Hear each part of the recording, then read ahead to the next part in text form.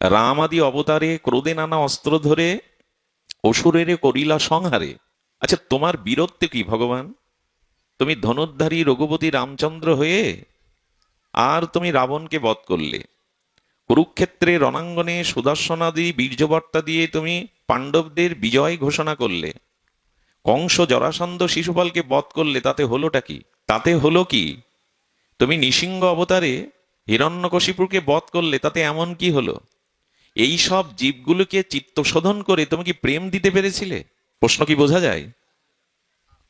তুমি স্বয়ং ধনুর্ধারী রঘুপতি রামচন্দ্র, ঠিক আছে, তো তুমি রাবণকে সংশোধন করে তার চিত্তে প্রেম ভজন দিতে পারোনি কেন?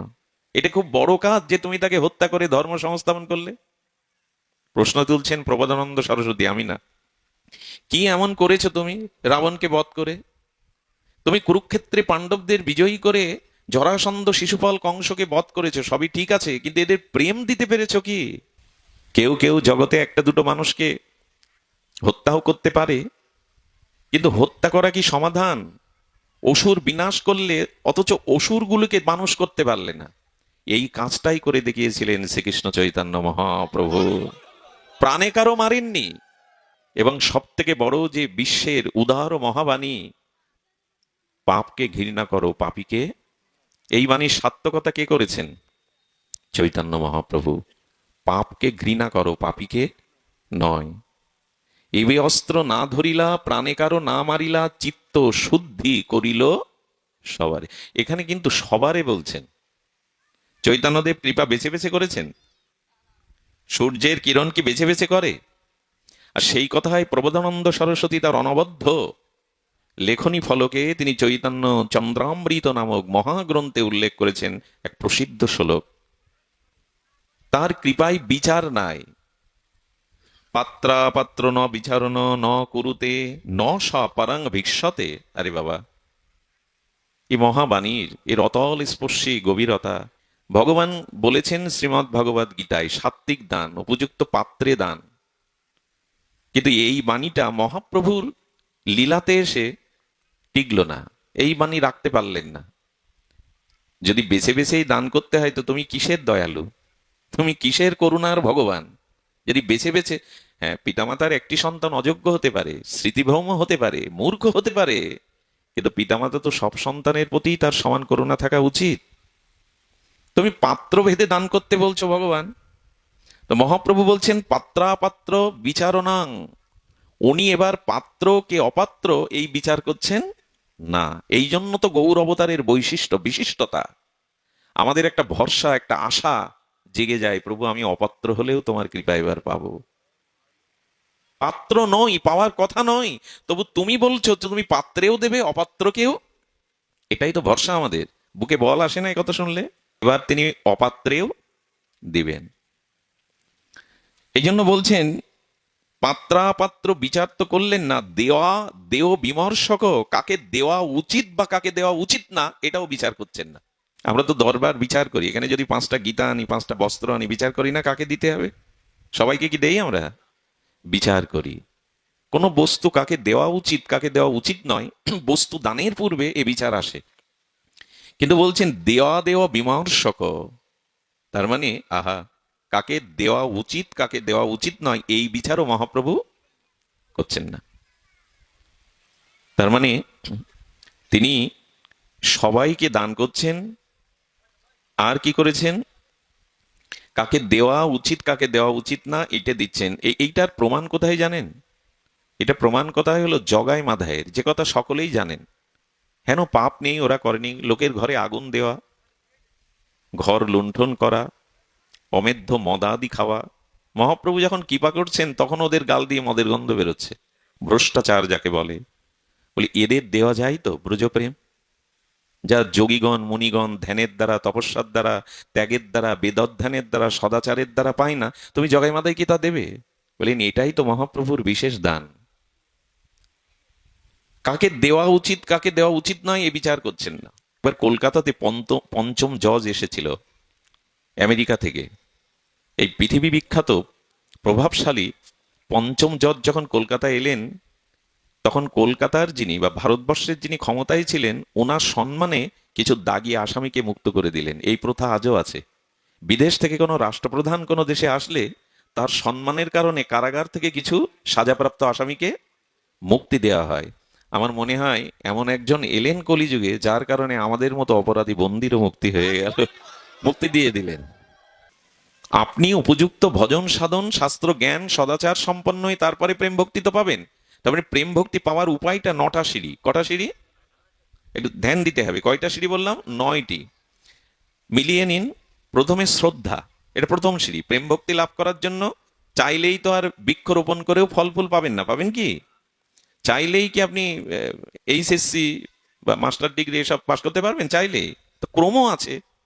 যেমন প্রেম ভক্তি লাভেরও একটা ক্রম আছে। প্রথমে শ্রদ্ধা, আদৌ শ্রদ্ধা, তারপরে সাধু সঙ্গ, গুরুচরণাশ্রয়, সাধু সঙ্গ, সাধু সঙ্গের দ্বারা ভজন ক্রিয়া, ভজন ক্রিয়ার দ্বারা অনর্থ নিবৃত্তি, অনর্থ নিবৃত্তির দ্বারা নিষ্ঠা, নিষ্ঠার পরে রুচি, রুচির পরে আসক্তি, আসক্তির পরে আপনার ভাব, ভাব পরিপক্ক হয়ে ভক্তি, ভক্তির পরিপক্কতা প্রেম। এটা হলো কাল বা নিয়ম। এই নিয়মে আপনাকে প্রেম ভক্তি পেতে হবে। না আপনি 2-3 সিঁড়ি লাফিয়ে চিলেকোঠায় উঠবেন, ওর পা ভাঙবে, পড়ে যাবেন। এই জন্য প্রথমে শ্রদ্ধা, সদ্গুরুর চরণাশ্রয়, সাধুসঙ্গ, ভজনক্রিয়া, অনার্থ নিবৃত্তি, নিষ্ঠা, রুচি, আসক্তি, ভাব, ভক্তি, প্রেম, এই সিঁড়ি। মহাপ্রভু বললেন এ কালাকালেরও প্রতীক্ষা নেই। যাকে কৃপা প্রেম দান করেছেন এরকম সিঁড়ি বা প্রতীক্ষা বা ক্রমণা নিয়ে তিনি মুহূর্তেই প্রেম লাভ করে দিয়েছেন। এত বড় করুণা, মুহূর্তেই প্রেম পেয়ে গেছেন। প্রেমটা দানের পরিপাটি কেমন জানেন? কিভাবে দিলেন প্রেম? আহা, খুব মার্মিক কথা। মার্মিক কথা এই জন্য, হরি বলি বাহু তুলি প্রেম দৃষ্টি চাই। মহাপ্রভু কি করছেন? নিতাই চাঁদ কি করছেন? হরি বলি বাহু তুলি প্রেম দৃষ্টি চাই, করিয়া কলমশ নাশ প্রেমেতে ভাষায়। প্রেমদানের এটি অনবদ্য একটি নিয়ম জগৎবাসী দেখলো। মহাপ্রভু হরি বলে বাহু তুলে প্রেমের দৃষ্টিতে যেদিকে চাইছেন সেই প্রেম পেয়ে যাচ্ছে। কথাটা আমার ঠিক বিশ্বাসে আসেনি, আমি যুক্তির দ্বারা মেনে নিতে পারিনি। কিন্তু যখন ন্যাশনাল জিওগ্রাফিতে দেখলাম, কি দেখলাম? আফ্রিকার জঙ্গলে একটা সরীসৃপ আছে, সাপ। এটা আমাদের ভারতবর্ষে বা বাংলাদেশে নাই। এই সাপটা এক এক জায়গায় অবস্থান করে সামনে যে প্রাণী যায় চোখ দিয়ে তার বিষ ফোয়ারার মতো বিস্ফোরণ করে, এবং ওই বিষে সামনের প্রাণীটি আক্রান্ত হয়ে ওখানে মূর্ছিত বা মৃতপ্রায় হয়। তখনই ওটা ধরে ধরে খায়। এমনকি হাতিও যদি যায় বলবান, ওর বিষে হাতিও টালমাটাল হয়ে যায়। যদি একটা সাপ আফ্রিকার জঙ্গলে চোখের দিয়ে বিষ বিস্ফোরণের দ্বারা প্রাণী আক্রমণ করতে পারে, তাহলে রাধা কৃষ্ণ মিলিত তনু মহাপ্রভু যার দিকে প্রেমের দৃষ্টি চাইবে তার প্রেম হবে না কেন? দৃষ্টির একটা দৃষ্টির একটা শক্তি আছে, এটা মানেন কি? হ্যাঁ, দৃষ্টির একটা কৃপার শক্তি আছে। এই জন্য বিবাহিত শুভ দৃষ্টি হয়। ওই দৃষ্টি আর অন্য সময় দৃষ্টি এক। বিশেষ কিছু দৃষ্টি আছে। বিশেষ দৃষ্টি মানে কোনো সৎ ভজনানন্দী সাধু যদি কারোর দিকে তাকায় তবু তার কৃপা হয়। শুনে রাখুন, কোনো বৈষ্ণব বা কোনো সাধু যদি মৃত ব্যক্তির অন্ত্যেষ্টিক্রিয়ায় চিতার দিকে তাকায় তবু তার সদ্গতি হয়। দৃষ্টির এমন ক্ষমতা, যদি কোনো অন্ত্যেষ্টিক্রিয়ায় চিতায় প্রজ্বলিত চিতাতে কোনো সাধুগুরু বৈষ্ণব শুদ্ধ ভজনানন্দী তিনি দৃষ্টি দেন, তাহলে তার সদ্গতি হয়। দৃষ্টির ক্ষমতা আমাদের অনেকের জানা নাই। আচ্ছা, যারা সার্কাস তো উঠেই গেছে, বিদেশে এখনো যা আছে দেখেছি, 2-4টে বাঘ ওই লোহার খাঁচার মধ্যে খেলা দেখায়। একটা আগুনের কুণ্ডলাকৃতি রিং দিয়ে বাঘের দিকে তাকিয়ে ইশারা করে চাবুক দিয়ে, বাঘগুলো ওই গোলাকার অগ্নির গোলাকারের মধ্যে লাফ দিয়ে দিয়ে খেলা দেখায়। আচ্ছা, আমাকে যদি ওখানে ফিট করে দেন, চাবুক নিয়ে ওই খাঁচার মধ্যে আমাকে বাঘের সামনে দেন, আমার ইশারায় খেলা দেখাবে তো? খেলা তো ও কি দেখাবে, আমার খেলাই শেষ হয়ে যাবে। কিন্তু ওর দৃষ্টিটা এমন যে চোখের বাঘের দিকে তাকিয়ে ও যা ইশারা করছে তাই শুনতে মানতে বাধ্য হচ্ছে। এই দৃষ্টি কি এক? শনির দৃষ্টি, গরুরাজের দৃষ্টি সম্পর্কেও জানা আছে। দৃষ্টি সবার সমান কি? গরুরাজকে গরুরাজকে শনিদেব। আরে পোড়া মাছ, শ্রীবৎস রাজা পোড়া মাছ ক্ষুধার জ্বালায় নদীতে ধুয়ে খেতে গেছে, পুড়িয়ে মাছ, সেই মাছ লাফিয়ে চলে যাচ্ছে। ওনার দৃষ্টি যেদিকে পড়বে সব পুড়ে। দৃষ্টির ক্ষমতা আছে না? শুভ দৃষ্টি এবং অশুভ দৃষ্টি শব্দগুলো পরিচিত না? আমরা পরিচিত। দৃষ্টির দ্বারা কি হয় জানেন? বর্ষা খেলা দেখেছেন স্যার কাছে? ওই যে ধারালো ক্ষুরোধার, ছুরির মতো ধার, ওই ধার বর্ষায় অনেকক্ষণ তীক্ষ্ণ দৃষ্টিতে সূক্ষ্ম দৃষ্টিতে দেখতে দেখতে ছেড়ে দিয়ে শুয়ে পড়লো। মনে করলাম ওর গার ওপরে পড়ে সব শেষ, কিন্তু মাথার পাশ দিয়ে হাতের পাশ দিয়ে দেখবেন ওই ধারালো ফলাগুলো একটাও তার গায়ে। ওই খেলা আপনি পারবেন দেখাতে? মহাপ্রভু হৃদয়ে রাধা প্রেম নিয়ে এসছেন, ব্রজপ্রেম নিয়ে এসছেন। ওই হরি বলে বাহু তুলে যেদিকেই দৃষ্টি দিচ্ছেন সেদিকেই প্রেম বন্যা বয়ে যাচ্ছে। যদি বলেন মানুষকে দৃষ্টি দিয়ে প্রেম দেওয়া যায়, মহাপ্রভু বলেন গাছগাছালিকেও দিয়েছেন, পশু পাখিকেও দিয়েছেন। বনের হিংস্র সাপাত সংকুল বাঘগুলো, সাপগুলো, হরিণগুলো, হাতিগুলো মহাপ্রভুর ঝাড়িখণ্ডের পথে প্রেমে হরিণ আর বাঘ অনন্য চুম্বন করছেন একত্রিত হয়ে। ময়ূরগুলো, সাপগুলো একই সাথে নৃত্য করছে মহাপ্রভুকে ঘিরে। এবং তখন পাথরগুলো মহাপ্রভুর চরণ এবং সংকীর্তনে প্রেমে বিগলিত হয়ে মহাপ্রভুর চরণ পাথর গলে গিয়ে ধারণ করলেন তার বুকে।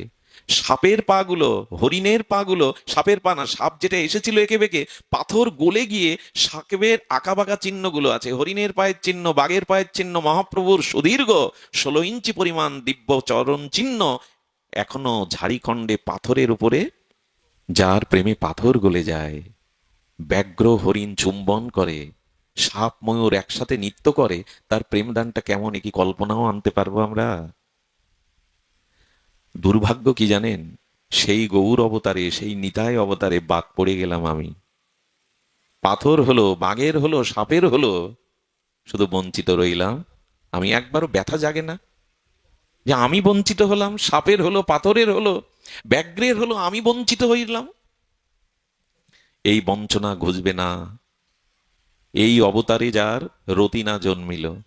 নিতাই গৌরের এই মহা বদান্য মহা প্রেম দানে যার রতিনা জন্মিল, এই অবতারে যার রতিনা জন্মিল। লোচন বলে সেই পাপী এলো আর গেল, তার আসা যাওয়ায় জন্ম আর মৃত্যু, সংসারের ভোগ সার হলো। এই অবতারেও যাদের প্রেম হলো না, হরিনামে রুচি হলো না। সদ্য যা শ্রবক্ষণ প্রাণমন ধ্যানাদিনা দুর্লভ। বলছেন যে শ্রবণ, দর্শন, প্রণাম, ধ্যানাদির দ্বারা, যোগ তপস্যার দ্বারা যা দুর্লভ, কিন্তু চৈতন্য কৃপায় তা পেয়ে গেল, পরম প্রেম পেয়ে গেল। আচ্ছা, বিষ্ণুপ্রিয়া দেবী মহাপ্রভু সেবার সুযোগ খুব পাননি।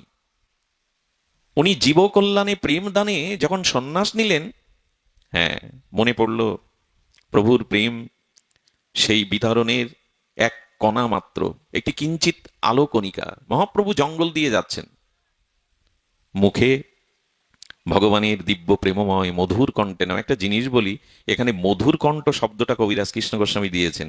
যারা হরিনাম করেন তাদের কণ্ঠটা মধুর হওয়া লাগে। বলেন মধুর না হলে নাম করা যাবে না? বলে করতে পারেন, কিন্তু নাম যখন প্রচার করবেন, নামের দ্বারা জীবের যখন কল্যাণ করবেন, তাদের কণ্ঠ মধুর হওয়া লাগে। বলে মধুর কি করে হয়? বলে যার ভিতরে যত সংযম আছে, যার ভিতরে যত সদাচার আছে, যে যত ভগবানের দিব্য প্রসাদ গ্রহণ করে, যার কাম করো লোভ যত সংযত, তার কণ্ঠস্বর মধুর হয়ে ওঠে, দিব্য হয়ে ওঠে। চণ্ডীপাঠ বাঙালি জীবনে চণ্ডীপাঠ অনেকেই করেছে, কিন্তু বীরেন্দ্রকৃষ্ণ ভদ্রের মতো আর কেউ আসেনি। এগুলো দান। যে যত ভজন করে, যে যত সংযমী, যে যত সচ্চরিত্র, তার কণ্ঠের মধ্যে দিয়ে তার প্রকাশ হয়। এই জন্য যারা হরিনাম করে তাদের নেশা জাতীয় দ্রব্য নেওয়া উচিত, অপ্রসাদী কিছু পাওয়া উচিত, তবে তাদের কণ্ঠের হরিনাম একটা মধুর কণ্ঠধ্বনিতে আকর্ষণ করে। মহাপ্রভুর তেজদীপ্ত কোটি সূর্য প্রভা সম তপ্ত কাঞ্চন উজ্জ্বল জ্যোতি দেখে দূর থেকে এই দস্যু তার সাথীদের নিয়ে ভাবছেন আজ কোনো রাজা আসছে জঙ্গলে। মহাপ্রভুর জ্যোতি আর কি মনে করেছে জানেন? মহাপ্রভু কৃষ্ণ বলে প্রেমাশ্রু বিগলিত হতে যে অশ্রুগুলো বুকে পড়ছে, ওগুলো কিরণে মহাপ্রভুর অঙ্গজ্যোতিতে হীরার মালার মতো মনে হচ্ছে, চকচক করছে। মহাপ্রভুর চোখের বিন্দু জল, গলে জলগুলো পড়েছে কাঁদতে কাঁদতে, ওগুলো দূর থেকে মনে হচ্ছে হীরের দানা, মানে হীরার মালা। দস্যু, বনদস্যু বাটপাড় মনে করলো আজকে যাকে লুণ্ঠন করব সারা জীবন বসে খেতে পারবো। বলেছেও ঠিক, মহাপ্রভু যে লুটে নিতে পারবে তার তো বসে খেতেই পারবে, তার আর কি দরকার? যোগী ঋষিরাও যা পায় না। হারে রে করতে করতে অস্ত্র উঁচিয়ে যখন প্রভু সামনে এলেন, প্রথম দর্শনেই প্রভুর দিকে তার নয়ন পাত যেই হলো, কি বলবো আর, হাত থেকে অস্ত্র খসে পড়ল। মহাপ্রভু প্রেম দৃষ্টিতে চেয়ে আছেন এই বনবাটপার দস্যুর দিকে, আর দস্যুর হাত থেকে অস্ত্র পড়ে গেল। দস্যুর ভেতরে এক অজানা আলোড়ন উঠল, মুখ দিয়ে একটা শব্দ বেরিয়ে এলো, কে গো তুমি? তোমাকে দেখে কেন মনে হচ্ছে তুমি আমার অনেক জন্মের চেনা? কে তুমি? তোমাকে দেখে কেন মনে হচ্ছে তুমি আমার অনেক জন্মের চেনা? এক দৃষ্টিতেই কোথায় তার দস্যুত্ব, কোথায় তার অসুরত্ব। মহাপ্রভু এগিয়ে গিয়ে বলেন, আমি তো তোমার জন্যই এসেছি, তুমি তো আমার। আমি তোমার জন্যই এসেছি, এসো, বুকে এসো। স্বয়ং রাধা কৃষ্ণ মিলিত তনু, যিনি পরতত্ত্ব, তিনি বনের এক বাটপার দস্যুকে বলছেন, আমি তোমার জন্যই তো এসেছি, এসে বুকে এসো। এত বড় করুণার দান, এত বড় জীবের প্রতি কৃপা কোনো অবতারে, কোনো কালে, কোনো যুগে হয়নি। এ আমার আবেগ নয়, এটি গৌর করুণা, এটি গৌর কৃপা। অনার্পিত চরিণ চিরাত করুণায় অবতীর্ণ কল। অন্যান্য যুগে যখন ভগবান অবতরণ করেন অপ্রপঞ্চ থেকে প্রপঞ্চে, অবতরণ করার নাম অবতার। অপ্রপঞ্চ হতে যখন প্রপঞ্চে অবতরণ করেন স্বয়ং ভগবান, তাকে বলে অবতার বা ভগবানের অংশ, কলা, বিভূতি। এই প্রপঞ্চে ভগবান যখন অবতরণ করেন, তখন অন্যান্য ভগবান অন্যান্য যুগে বলেছেন, করুণা তুমি আমার পেছনে এসো। ধ্যান দিবেন, করুণা তুমি আমার পেছনে এসো। আমি যাকে কৃপা করব করুণা, তুমি তাকে করুণা দিয়ে ধন্য করবে। আমার আদেশ না পেলে কাউকে করুণা করবে না। দেখুন, ভগবানের শরণ নিতে হবে, এই জন্য এ পৃথিবীতে কেউ করুণা বা কৃপা করতে সমর্থ নয়। কথাটি খুব মন দিতে হবে। পৃথিবীতে কেউ আপনাকে কৃপা বা করুণা করতে পারে না, এক স্বয়ং ভগবান এবং সাধুগুরু বৈষ্ণব ব্যতীত। যদি বলেন কথাটা কি করে মেনে নেই, আমরা তো আপনজন চারিপাশে সবাইকে পেয়ে গেছি। তবে শুনুন, আমাদের সামনে চারটি জিনিস আছে। আমরা জীব, আমাদের সামনে মায়া আছে। জীব, মায়া, আমাদের সামনে কাল বা মৃত্যু আছে, আর আমাদের সামনে কি আছে? কর্ম। আমরা জীব, এটা তো স্বীকার করতে হবে। আমরা কি? কথা বলুন, আমরা জীব। আমাদের কর্ম আছে কিনা? প্রত্যেকের কর্ম আছে কিনা? আর আমরা মায়ার দ্বারা বন্দী কিনা? মায়া আছে কিনা আমাদের? তাহলে আমাদের কর্ম আছে, মায়া আছে, আমরা জীব, আর আমাদের সামনে কাল বা মৃত্যু আছে। এই চারটি তত্ত্বের কোনোদিন কাউকে কোনোদিন কৃপা করতে পারে না। মৃত্যু কাউকে কৃপা করবে তো? মা যদি বলে আমার কোলের ছেলেকে নিও না, মৃত্যু কখনো আপনার অনুরোধ, চোখের জল, এটি কৃপা করে? কাল কখনো কাউকে কৃপা করে? করে না। পুত্রের লাশ আনতে যাচ্ছে পিতা, সেও অ্যাক্সিডেন্টে মারা যায়। পুত্র অ্যাক্সিডেন্টে মারা গেছে বা হাসপাতালে মারা গেছে, পিতা লাশ আনতে যাচ্ছে, সেও অ্যাক্সিডেন্টে মারা যায় কিনা? মায়ের কোল থেকে, স্নেহবতী মায়ের কোল থেকে শিশুকে কাল কেড়ে নেয় কিনা? কাল কাউকে ছেড়ে দিয়েছে পর্যন্ত? ঘুষ দিয়ে অনেক কিছু কাজ আদায় করতে পারেন, ফাইল ছাড়াতে পারেন। মৃত্যুকে কালকে ঘুষ দিয়ে 2 মিনিট সময় আদায় করতে পারবেন? যে কৃষ্ণ বলি 2 মিনিট সময় দাও, দেবে তো? তাহলে এত অলস সময় কাটাচ্ছেন কেন? 2 মিনিটও সারা জীবনের আয় দিয়ে, সম্পত্তি দিয়ে, অর্থ দিয়ে মৃত্যুর কাছ থেকে 2 সেকেন্ড সময় আপনি বরাদ্দ পাবেন না। তাহলে এত অলস সময় কি করে কাটাই আমরা? কাটাই কেন জানেন? সময়ের মূল্য আমরা দিতে। আর এই জেনে রাখুন, পৃথিবীতে সময়ের মূল্য যে দেয়নি, এ পৃথিবীতে সেই বঞ্চিত। সে সকল মঙ্গল হতে, শুভ হতে, স্বাস্থ্য হারালে তো পাবেন, অর্থ চলে গেলেও পাবেন, বাড়ি ভেঙে গেলে পাবেন, দেশ ত্যাগ করলে আর এক দেশ পাবেন, কিন্তু সময়ের ব্যবহার না করলে। কথাগুলো কতবার শুনেছি, কাজে লাগায়? শুনি, আচরণ করি না, মানি না, দুর্দশা কি করে যাবে? এই জন্য কাল কাউকে কৃপা করবে না। আর কর্ম, কর্ম কাউকে ছেড়ে দিয়েছে? যে যেমন কর্ম করেছে আজ পর্যন্ত সেই কর্মের হাত থেকে কেউ নিষ্কৃতি পেয়েছে? শুনে রাখুন, পাপ করলে, অশাস্ত্রীয় কর্ম করলে, আপনি যদি ব্রহ্মজ্ঞান অর্জন করেন পাপের পারে, ব্রহ্মজ্ঞানী, তবু কর্মফলের হাত থেকে আপনি মুক্ত হবেন না। আর ভগবান কর্মের ফল ভুগতে হবে, এটা প্রমাণের জন্য ভগবানের কোনো কর্মফল নেই। সূর্যে কখনো অন্ধকার নামে না, তবু রামচন্দ্রকে রাজ্যাভিষেকের দিনে বনবাসে যেতে হয়। ভগবানও যেন দেখাচ্ছেন, আমাকেও এই জগতের নিয়ম মেনে কর্মফল। সীতামা দেখাচ্ছেন, আমাকেও সতীত্বের পরীক্ষা দেওয়ার জন্য 2বার আগুনে প্রবেশ করতে হয়েছে, আমাকেও কর্মফল মেনে নিতে হয়েছে। শুধু ভক্তগণ, ভগবান রামচন্দ্রের পিতা, ভগবানের পিতা দশরথ, তার ইচ্ছা পূর্ণ হলো না। রামকে রাজা করবে, ইচ্ছা পূর্ণ হলো? বরঞ্চ পুত্র শোকে মারা গেল। ভগবানের বাবা বলছেন, ভগবানের পিতা হয়ে কি হলো, আমি শ্রবণ কুমারকে শব্দবেদী মানে বধ করেছিলাম, অন্ধমুনির পুত্রকে হরিণ জল খাচ্ছে ভেবে বধ করেছিলাম, তো অন্ধমুনির অভিশাপে আমাকেও পুত্র শোকে মরতে হলো, কর্মফল আমাকেও ছেড়ে দেয়নি। বিশ্বদেব, পিতামহ ভীষ্ম, গঙ্গাপুত্র ভীষ্ম, তপস্বী ভীষ্ম, মহাজ্ঞানী ভীষ্ম, 100 জন্ম আগে পথে চলতে গিয়ে একটা সাপের মতো প্রাণী ওনার পায়ে জড়িয়ে যায়।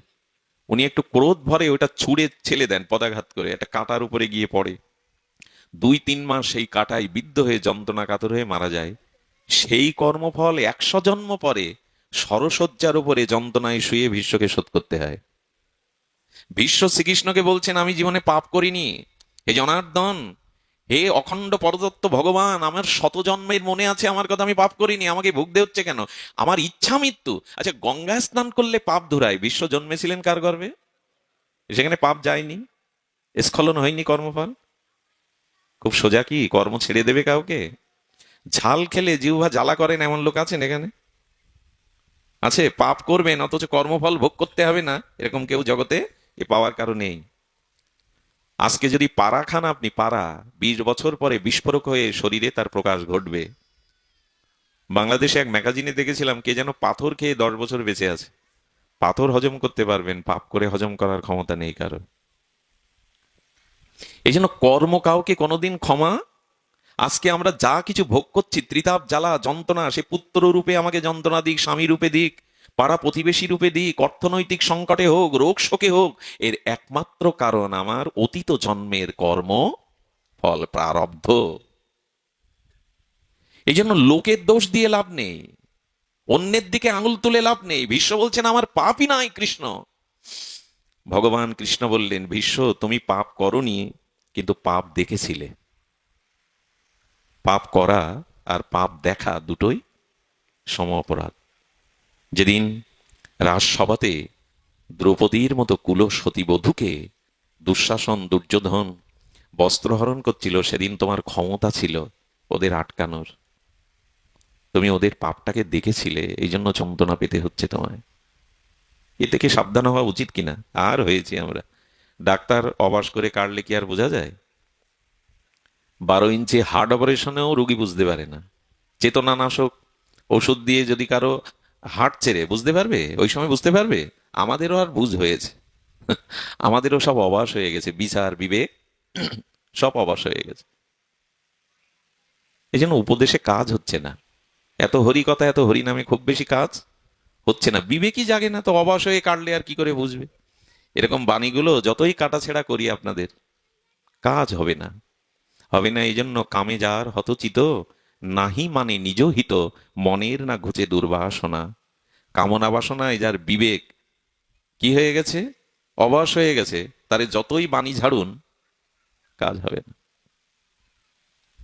বিবেকটা ফিরিয়ে আনুন। কর্ম কাউকে কৃপা করবে না। দুটো গেল, কাল গেল, কর্ম গেল। জীব আর এক জীবকে কৃপা করতে পারে? আচ্ছা, আমাকে এত ভালোবাসেন, আমার মা প্রাণের থেকে ভালোবাসেন, আমাকে সাপে কাটলে ওনার বিষের জ্বালা করবে? আপনাদের করবে কারো? তো কি উপকার করতে পারেন আমার?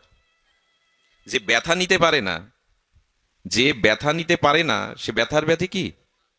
আচ্ছা, যে গ্রামে 50 ঘর, বাবা ঘুমাচ্ছেন, যে গ্রামে 50 ঘর ভিখারি, ওই গ্রামে কেউ ভিক্ষা চাইতে গেলে দেবে? লিখে রেখেছে ভিখারির গ্রাম। তো এক জীব আর এক জীবকে কি কৃপা করবে? সে তো নিজের কর্মফলে সে ভুগছে, সে অন্যকে কি করে ত্রাণ করবে? এই জন্য ভরসা যদি করতে হয় ভগবানের প্রতি করুন, অন্য কারোর প্রতি না। ভরসা যদি নির্ভর যদি করতে হয় ভগবানের প্রতি করুন। জীব জীবকে কি কৃপা? আচ্ছা, সমুদ্রে জাহাজ ডুবি হলো, ওই প্রবল স্রোতে সবাই ডুবে যাচ্ছে, ভেসে যাচ্ছে, ভাই বন্ধু স্ত্রী পুত্র, কেউ কাউকে এখন উদ্ধার করতে পারে? পারে কি? তা আমরা সবাই মৃত্যু কবলিত। এখানে কোন জীব আর এক জীবকে 2টো টাকা দিতে পারে, জামা কাপড় দিতে পারে, দুবেলা খেতে দিতে পারে? প্রকৃত কল্যাণ করার ক্ষমতা জীবের নাই। এই জন্য ভগবানের চরণে আসতে হয় কেন? দ্রৌপদী জগৎকে দেখিয়ে গেল, আমার স্বামীরা সব বিশ্বজয়ী, ধর্মরাজ যুধিষ্ঠির অর্জুন ভীম বিশ্বজয়ী অর্জুন, কিন্তু আমার বস্ত্রহরণে অপমানে এরা কেউ কাজে। দ্রৌপদী জগৎকে একটা বড় শিক্ষা দিয়ে গেল, ভরসা যদি করতে হয় ভগবানের প্রতি করো। ও আমার অর্জুন স্বামী থাকলেও, ভীম থাকলেও কেউ আমার লাঞ্ছনা অপমান ঘোচাতে পারিনি এক গোবিন্দ ছাড়া।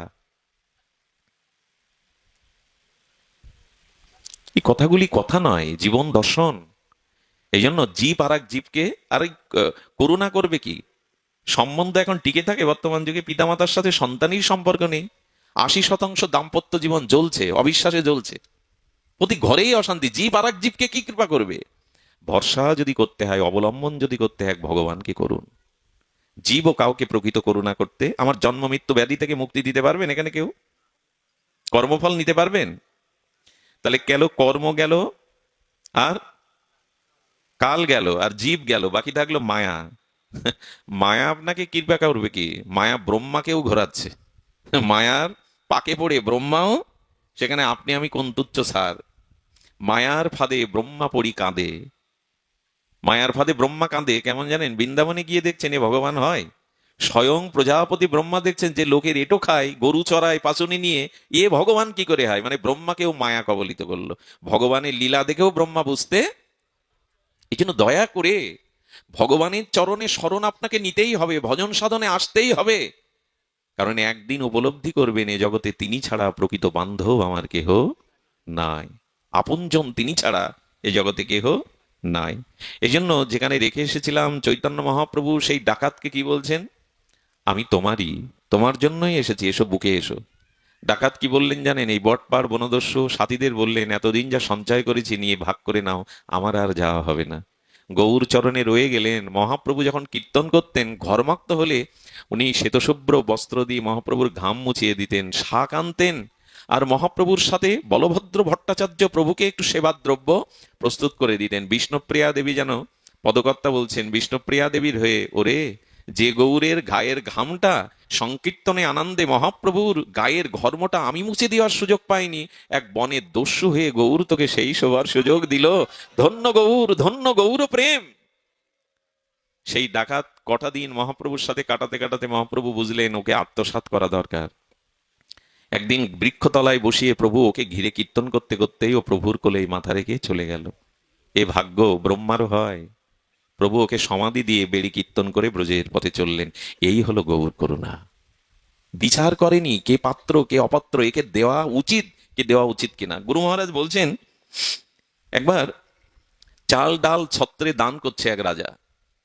দান করতে করতে রাজা দূরে দাঁড়িয়ে দেখে একজন পাত্র আনেনি বলে, আর ছত্রে যারা দান করছে তারা বলছে, তোমাকে কি দেবো, চাল ডাল গম তেল, পাত্র কই? বলেন, বাবা আমি তো পাত্র আনিনি। তাহলে পাত্র না আনলে আমরা তোমাকে দিতে পারবো না। রাজা দূরে দাঁড়িয়ে দেখে বলছেন, ফিরিয়ে দিচ্ছ কেন? ওকে পাত্রও দাও, পাত্রের দ্রব্যও দাও। তা আমার গৌর ভগবান এরকমই, আমাদের পাত্র নাই, মানে আমাদের হৃদয় শুদ্ধ নয়, আমরা পবিত্র না, আমাদের সদাচার নেই, কিন্তু মহাপ্রভু পাত্রও দিলেন, প্রেমও দিয়ে দিলেন। আর এই পাত্রটা কি জানেন? আজকে যদি একটু নিয়ে যান পাত্রটা, ভালো হয়। সারাটা জীবন সেই শিশুকাল থেকে এভাবে দৌড়াচ্ছি, রাত নেই দিন নেই, কিন্তু পাত্র দিতে পারলাম কই? নিজেও পাত্র হতে পারলাম না, আর আপনাদেরও দেওয়ার আমার সেই স্বীকৃতি কই? এই পাত্রটা আর কিছু না, হরিনাম। নেবেন কি কেউ? হরিনাম, হরিনামটাই পাত্র, ওতেই ব্রজভক্তি, ওতেই রাধা প্রেম দাঁড়াবে। সব পাত্রে সব জিনিস ধারণ করা যায় কি? ডিজেলের পাত্রে যজ্ঞের ঘি নেওয়া যায়? উচ্ছিষ্ট মাছের প্যাকেটে পূজার দ্রব্য নেওয়া যায়?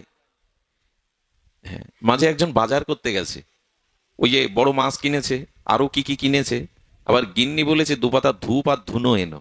ও জায়গা পাচ্ছে না, ওইটা কি করে নেবে? ও প্যাকেটে নিতে পারবে তো ঠাকুর ঘরের ধূপ? একটা আশ্চর্য কথা, আমিষ পাত্রে যদি ভগবানের ধূপ না নিতে পারেন, একবারও মনে হয় না এই হৃদয়ে ভগবান আছেন, এখানে ওই সব খাদ্য কি করে দেয়? আমিষ পাত্রে বাজারের ঠাকুর ঘরের গিন্নি বলে দিয়েছে দুপাতা ধূপ এনো, পারবেন তো মাছের থলের মধ্যে ধূপ দিতে? এটা কথা বলেন না কেন? পারবেন না, পারা উচিত নয়। তাই যদি হয়, একটা ধূপ যদি মাছের প্যাকেটে না দিতে পারেন, তো এখানে হৃদয়ে ভগবান আছেন, ওখানে ওগুলো দিচ্ছেন কি?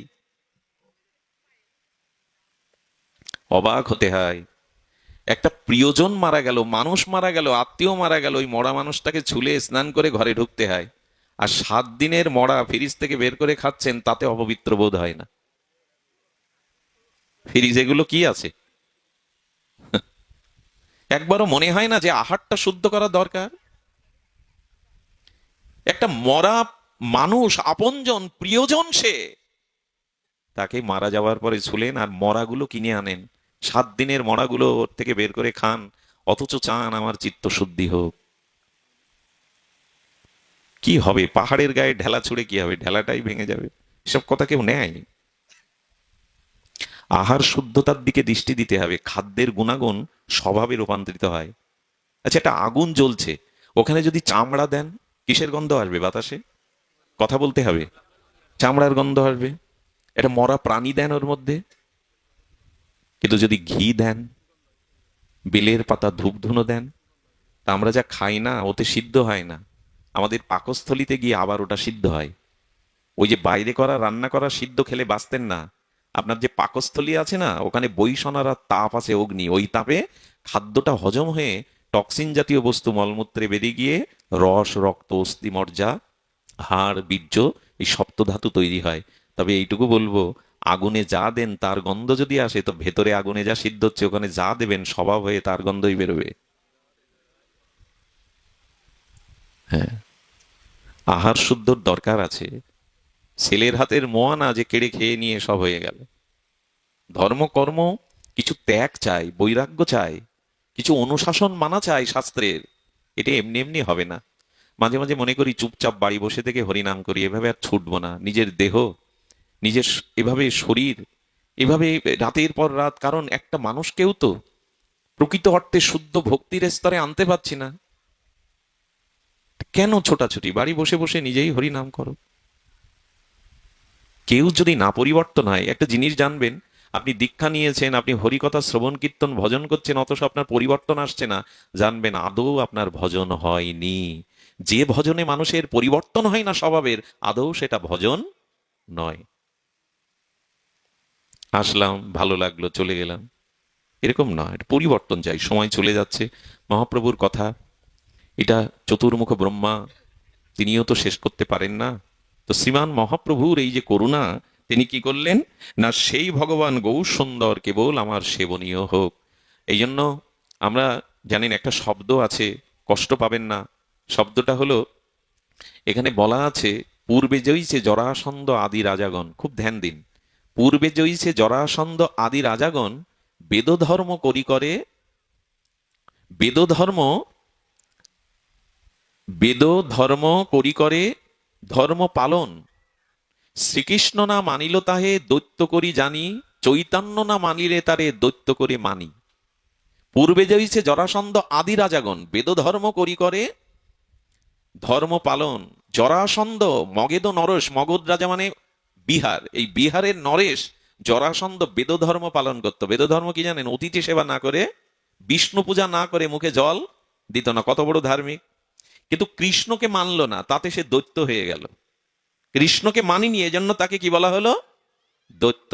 তেমনি এই বিশেষ কলিযুগে যে নিতাই গৌরের অবদানকে, প্রেমকে মানে না, গৌর মানে না, তাকেও বলেছে দৈত্য করি মানি। তার আছেটা কি যে গৌর মানলো না? এই জন্য তাকে দৈত্য করি মানি। গালি দেওয়া হলো না, বলা হচ্ছে গৌরচন্দ্রকে মানো, মহাপ্রভুর হরিনাম ধর্মকে স্বীকার করো। শুধু ভক্তমণ্ডলী, ছোট্ট একটা তত্ত্ব উপস্থাপন করেই পাঠ বিশ্রাম। সেটি হলো, দেখুন, মহাপ্রভুর যে ভক্তি ধর্ম, প্রেম ধর্ম, এটা পৃথিবীতে সব থেকে সুদুর্লভ, সব থেকে সহজতর, এটি অত্যন্ত অত্যন্ত সুলভ, সুদুর্লভ নয়। মহাপ্রভুর প্রেম ধর্ম, ওই যে বললাম, সকলেই অধিকারী, সকলেই অধিকারী। আচ্ছা, সরস্বতী পূজা, লক্ষ্মী পূজা, ভাগবতী পূজা বা দশবিধ কর্ম, শ্রাদ্ধ, বিবাহ সবাই করতে পারবে বসে? পৌরোহিত্য করতে পারবে? আপনাকে দিলে পারবেন? মন্ত্র জানা লাগবে, উপবিদ ধারী হওয়া লাগবে, বেদজ্ঞ হওয়া লাগবে। কিন্তু কৃষ্ণ কৃষ্ণ কৃষ্ণ, গৌর গৌর, এ বলতে কারো আলাদা যোগ্যতা লাগবে? লাগবে কি? কিন্তু ওই সমস্ত বেদাদি শাস্ত্রের সমস্ত মন্ত্র এক করলেও ভগবান নামের ন্যায় মহামন্ত্র হবে না। সহজ কোনটা? কোনটা গ্রহণ করা উচিত আমাদের? কিন্তু সেই নামে রুচি হলো না। ভগবান সমস্ত শক্তি তার নামে অর্পণ করে গেছেন। কৃষ্ণ বলতে কারো যোগ্যতা লাগে? হ্যাঁ, তাকে ব্রহ্মচর্য উপবিদধারী হওয়া লাগে?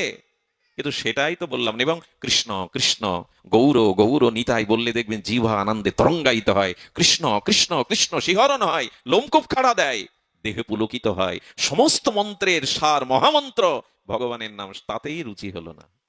কিন্তু রুচি হলো না, 11টা বাজলো তো নামযজ্ঞের আখড়া থেকে কমিটিরাও খিচুড়ি খেয়ে ঘুমিয়ে পড়েছে। এক রাত্রি জেগে হরিনাম শোনার মতো মানসিকতা নাই, কমিটির লোকও ঘুমিয়ে পড়েছে, অথচ গ্রামে যজ্ঞ। এত পরেও দুর্ভাগ্য না আমাদের এটা, যে নামে রুচি হলো না। রিমোট টিপবে 108 বার, চ্যানেল কটা সবন্দা, চ্যানেল কটা রিমোটে? অনেকগুলো, 200 250। আর জপের মালায় কটা দানা? 108টা। চ্যানেল টিপবে 250 বার, কিন্তু জপের মালায় 108 বার টিপবে না। দুর্ভাগা কারা? আমার পতনের জন্য দায়ী কে? আমরাই। দোষ কারো নয় গো মা, আমি শকাত সলিলে ডুবে মরি শ্যামা। যেহি সংস্পর্শ যা ভোগা দুঃখ জনয় এবতে, আদ্যন্ত বন্ত কন্তেও নতে সুরমতে বুধা। ভগবান বললেন সংস্পর্শজনিত ভোগ করতে যেও না, এতেই দুঃখ আসবে। একজন মাঝে প্রশ্ন করেছে, বাবা 99% মানুষ এখন যন্ত্রণা দুঃখ ভোগ করছে, এর কারণ কি? এর কারণ হলো ভোগ। আমার অধিকারের বাইরে, আমার সীমার বাইরে যখন আমি ভোগ করতে যাব শব্দ স্পর্শ রূপ রস গন্ধ, তখনই সেটি দুঃখ হয়ে আমার জীবনে আসবে, কিন্তু বোঝানোর উপায় নেই। আর এই সনাতন ধর্ম এক বিরাল বিভ্রাটে পড়ার মতো, একটা ব্যাপক বিভ্রাটে পড়ে গেছে। বিভ্রান্তটা এমন যে শ্মশানে পিতামাতা মরে গেলেও মদ দিতে হয়, এটা কম বিভ্রাট? আজকের দুর্গাপূজা, আজকের কালী পূজা, সেখানে যেসব অশ্লীল গান বাজানো হয়, আপনারা জানেন ওই যে ডিজে নামক জিনিসটা, ওর যে সাউন্ডটা, যারা হার্টের পেশেন্ট ওই গ্রামে, ওদের হার্টের যে কি যন্ত্রণা হয় আপনারা বুঝতে পারবেন না। ধর্ম করতে গিয়ে অন্যের ক্ষতি করার অধিকার আপনাকে কেউ দেয়নি। সুপ্রিম কোর্টের একটা নির্দেশ আছে কি জানেন? শব্দের দূরত্ব ঘনত্ব কতটুকু, এটা আপনাকে মেনে চলতে হবে। আপনি চাইলে এই উচ্চস্বরে কিছু শব্দ করতে, সুপ্রিম কোর্টের নির্দেশ আছে শব্দের ঘনত্ব এবং দূরত্ব কতটুকু থাকতে হবে। এবং অসুস্থ শিশুরা মায়ের কোলে ওই রাত 2টোর সময় হাইব্রিড দিয়ে প্যান্ডেলে যেরকম আপনারা বাজান, ওইগুলোতে শিশুগুলোর যে কি যন্ত্রণা হয়। ধর্ম করতে গিয়ে অন্যকে ক্ষতি করার কোনো অধিকার ধর্ম আপনাকে দেয়নি। মা দুর্গাপূজা হলো 4 দিন 5 দিন, আর আজকে ঠাকুর বিসর্জনের নামে, আড়ংয়ের নামে নেশা করে তার মধ্যে মাকে বিদায় দেওয়ার দৃশ্য এরকম হতে পারে? নাচ গান হই হুল্লোড়। আর কি মন্ত্র আমরা শিখেছি, মাকে পুষ্করিণীতে নদীতে ডুবিয়ে দিয়ে বলে আসছে বছর আবার হবে। এটা বুঝি না, এটা কোথায় আছে? এটা কোনো মন্ত্র না তন্ত্র যে আসছে বছর আবার হবে? তার মানে 1 বছর মা তোমার আর খোঁজটোজ করবো না, আসছে বছর আবার হবে। তো বাঁচবে তো আসছে বছর? এই যে স্লোগান দিচ্ছ আসছে বছর আবার হবে, ও পর্যন্ত তুমি থাকবে তো? শিব পূজায় কালী পূজায় গাজার নাম করে প্রসাদ খাওয়া হয়। সনাতন ধর্মের দুর্দশা শুনবেন, এখানে একজনও যুবক যুবতী নাই। বাসি ফুলে কেউ বাসর সাজায়? কথা বলবেন। বিকালের ঝরে যাওয়া ধুলার ফুল কুড়িয়ে কেউ দেবতার চরণে দেয়? তো যে জাতির যুবক যুবতীরাই, কিশোররাই ধর্মমুখী নয়, আদর্শ চরিত্রবান নয়, সে সমাজের তো মেরুদণ্ডই ভাঙা। কিন্তু এখানে কেউ নেই। তারা এখন মোবাইলে, নেটে, ব্রিজের উপরে, নদীর তীরে, ক্যারামে, নালে টিভির সামনে। এই দোষ কাদের? ওদের? পিতামাতা 85% হিন্দুর ঘরে সকাল সন্ধ্যা ঝাঁজ কাজর বাজিয়ে প্রার্থনা হরিনাম হয় না। পিতামাতাই গীতা শাস্ত্রাদি পড়ে না, তো সন্তানদের শেখায়নি তো। তাদের পথটা তো আমরাই রচনা করে দিয়েছি। যুবকরা, তাদের দোষ না যুবতীরা।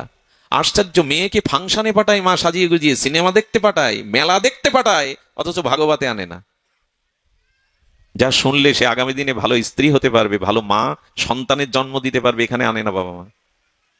এই জাতির যে দুর্দশা, সে দুর্দশার কথা আর আমাদের না উল্লেখ করাই ভালো। পূজা পার্বণ, আমাদের ধর্মীয় অনুষ্ঠানগুলোর মধ্যে না আছে গীতা শিক্ষা, না আছে ভাগবত আলোচনা, না আছে ধর্মের তত্ত্ব অনুভূতি। শুধুমাত্র আনন্দ উৎসব হই হুল্লোড় কটা দিন করতে পারলে হলো। আর কেমন দুর্দশা দেখুন। গান বাজনার বিরোধী আমি নই, এটা একদিন কালী পুজো হলে মায়ের সামনে 3 নাইট যাত্রা দেবেন, গানের কনসার্ট দেবেন, এটা কোথায় আছে? এটা কোন শাস্ত্রে আছে যে মা এগুলো ভালোবাসে? জগৎ জননী ভাগবতী। গান সামাজিক ভাবে দিন, ওগুলো দরকার আছে। এসব কমে যাওয়াই তো মানুষের নেশা বেড়েছে, মানুষের মন উদাস হয়েছে। যাত্রা দরকার, গান কনসার্ট দরকার, তবে সেটা ভগবত মন্দিরে না, মায়ের সামনে না, এরকম বলা নেই। এ জাতি তাও পারে। 3 নাইট যাত্রা দাও, একদিন কালী পুজো। এই দুর্দশা কে ঘোচাবে বলতে পারে? মহাপ্রভু প্রেম ধর্ম হরিনাম নিয়ে এসেছিলেন এ জগৎকে আপামর শুদ্ধ করতে। আচ্ছা, আজকে যে ইসকনের বদৌলতে প্রভুপাদের অশেষ বিশেষ মহিমায় ত্যাগে এই যে পাশ্চাত্যবাসীরা বড় বড় শিক্ষিত ধনী ব্যক্তিরা আজকে গৌড়ী ও বৈষ্ণব ইসকনের তিলকমালা নিয়ে হরিনাম করছে মায়াপুরে বৃন্দাবন, ওরা কি পাগল? ওরা মূর্খ? ওরা মহাপ্রভুর ধর্মে তিলকমালা নিয়ে হরিনাম করছে কেন? জয় পতাকা স্বামী মহারাজ আমাদের দেশের মানুষ। ওরা ওরা বুঝতে পেরেছে শান্তি কোথায়, মুক্তি কোথায়, প্রেম কোথায়। আমার ঘরে সূর্য উঠল, আমার ঘরের নিতাই গৌর, বাঙালির হিয়া অমিয় মতিয়া নিমাই ধরেছে কায়া, আমার ঘরের ছেলে বিশ্ব মাতালো, অথচ আমি জাগলাম না হরিনামে। ইউরোপ আমেরিকা জাগলো, লাখ লাখ খ্রিস্টানরা আজ গৌড়ী ও বৈষ্ণব তিলকমালা একাদশী হরিনাম নিয়ে বিশ্ব মাতাচ্ছে, অথচ আমার ঘরের নিমাই, আমার ঘরের নিতাই আমি জাগলাম না। আমাদের আয়ু সূর্য পশ্চিমে হেলে গেছে, যৌবন চিরদিন থাকবে না। অর্থ ক্ষমতা রূপ যৌবন এগুলো চিরদিনের না। আসুন সতর্ক হই, মহাপ্রভুর প্রেম ধর্মকে, হরিনাম ধর্মকে একটু গ্রহণ করি। ভগবত ধর্মের এত মহিমা, জীব গোস্বামী ভক্তি সন্দর্ভে বলেছেন, ভক্তির পথে এসো, ভক্তি বড় সুলভ, জ্ঞান যোগ ধর্ম সুলভ নয়। কারণ ভক্তি সুলভ কেন জানেন? ভক্তি কোথা থেকে জোগাড় করতে হবে না, জ্ঞানের দ্বারা, ধ্যানের দ্বারা, তপস্যার দ্বারা যেটা লাভ করবেন, ভক্তিটা কোনো কিছুর দ্বারা অপেক্ষা নেই। ভক্তি আপনার মধ্যে স্বতঃসিদ্ধভাবে দেওয়া আছে। ভক্তি মানে অনুরাগ, ভালোবাসা, এটা নেই সবার মধ্যে। একটা বাঘিনী বাচ্চা পেড়ে তার বাচ্চাকে দুধ খাওয়ায় না, প্রতিপালন করে না, বিড়াল কুকুরগুলো করে না। গোবিন্দ বলছেন ভক্তিটা মানে ভালোবাসাটা, অনুরাগটা আমি সব জীবের হৃদয়ে আগে থেকেই দিয়েছি। ওটা কোথা থেকে অর্জন করতে, রোজগার করতে হবে না। তপস্যা করতে গেলে, ধ্যান করতে গেলে, যোগ করতে গেলে সব নিতে হবে, গ্রহণ করতে হবে। আর ভক্তি আমি তোমার মধ্যে দিয়েই রেখেছি, কোথাও থেকে ওটা গ্রহণ করা। নিত্য সিদ্ধ কৃষ্ণ প্রেম সাধ্য কবু নয়, নিত্য সিদ্ধ কৃষ্ণ প্রেম সাধ্য কবু নয়। কারণ সাধনার দ্বারা প্রেম পাওয়া লাগবে না, ভালোবাসা অনুরাগ তোমার ভেতরে আছে। তবে সেই ভালোবাসাটা সঠিক জায়গায় নিয়োগ করিনি। বোঝা যায় মা কথাটা? ভক্তি সবার মধ্যেই আছে, কিন্তু ভক্তিটা, অনুরাগটা, ভালোবাসাটা কাকে দিতে হয় এটাই শুধু ভুলিয়ে গেছে। ভালোবাসাটা দিতে হবে ভগবানকে। কিছু দিয়ে বসেছি সংসারকে। সংসারে কি দিতে হবে? বিচার, বুদ্ধি, কর্তব্য। আর অনুরাগ বা ভালোবাসাটা কাকে দিতে হবে? ভগবানকে। ভুল হয়ে যায়নি কি জীবনে? ভালোবাসা যাকে তাকে দিতে হয়, দিয়ে ঠকতে হয়। কি ভালোবাসা গো! ভালোবাসার কারণে ধর্ম ত্যাগ করছে, ভালোবাসার কারণে বিষ খেয়ে মরছে। তার কারণ কি জানেন? ভালোবাসাটা সঠিক জায়গায় দেয়নি। ভালোবাসাটা ভগবানকে না দিলে অভিশাপ আসবে, জীবন ছিন্ন ভিন্ন হয়ে যাবে। এ জগতে ভগবানের থেকেও যদি কেউ আপনার আপন থাকে, তাহলে তার জীবন ছিন্ন ভিন্ন হতে বাধ্য। আজ হাড়ে হাড়ে ওটা বুঝতে পারছেন। ব্যথা আকাশ থেকে কেউ দেয় না, মাটি ফুঁড়ে দেয় না, ব্যথা নিজজনরাই দেয়। এই জন্য ভালোবাসাটা ভগবানকে দিতে হবে, ওর নাম ভক্তি। আর কোথা থেকে জোগাড় করতে হবে না, ওটা ভেতরে আছে আপনার প্রীতি, অনুরাগ, ভালোবাসা। একে সঠিক জায়গায় নিবেদন করার নামই হলো ভক্তি। যেমন আপনারা এখন সময় দিচ্ছেন, আপনাদের মন, আপনাদের কর্ণেন্দ্রিয়, শ্রবণেন্দ্রিয় দিচ্ছেন। এখন আপনাদের দেহ, আপনাদের মন, আপনাদের চিন্তা কোথায় দিচ্ছেন? এখন হরি, হরি কথাতে। হরি কথাই মানে হরি। কৃষ্ণ কোথায়? কৃষ্ণ কথায়। তাহলে এখন আপনাদের চিত্ত মন কাকে দিচ্ছেন? ভগবানকে দিয়েছেন, হরিকে দিয়েছেন, হরি কথাকে দিয়েছেন। একটি জিনিস বলুন তো, সারাদিন আপনি কি এমন শান্তি পেয়েছেন এখন মনে যে মানসিক শান্তি পাচ্ছেন? টাকার মধ্যে ছিলেন, স্ত্রী পুত্রের মধ্যে ছিলেন, খাওয়া দাওয়ার মধ্যে, বেড়ানোর মধ্যে ছিলেন, এই শান্তি কি পেয়েছেন? তার মানে ভালোবাসাটা সঠিক জায়গায় না দিলে কোনোদিনই শান্তি পাবেন না। এই জন্য গোবিন্দ বলেছেন, তেষাং সতত যুক্তনাং ভজতাম প্রীতিপূর্বকাম দদামি বুদ্ধি যোগাং তাং উপজান্তিতে মনমনা ভব মদভক্ত মজ্জাজিমাং নমস্কুরু। মনটা আমায় দাও, মনের ভালোবাসাটা আমায় দাও, যাকে তাকে দিয়ে ঠকে যেও না, অভিশাপ জোগাড় করো না। সংসারকে বিচার দাও, ভালোবাসাটা ভগবানকে দাও। আর এই ভালোবাসা কোথা থেকে পাবেন জানেন? যে ভগবানকে ভালোবাসতে পেরেছে তার গায়ের হাওয়া লাগান। যার গায়ে চুলকোনা পাসরা হয়েছে তার কাছে বারবার যান, আপনার কি হবে? ওই ছোঁয়াচে রোগ, চুলকোনা পাসরা আপনার হবে। তো যার ভগবানে প্রেম ভক্তি হয়েছে সেই ভক্তের গায়ের বাতাস লাগান, তার সঙ্গ করুন, তাহলে ওই ব্যাধি আপনারও হবে। আজ এইটুকুই।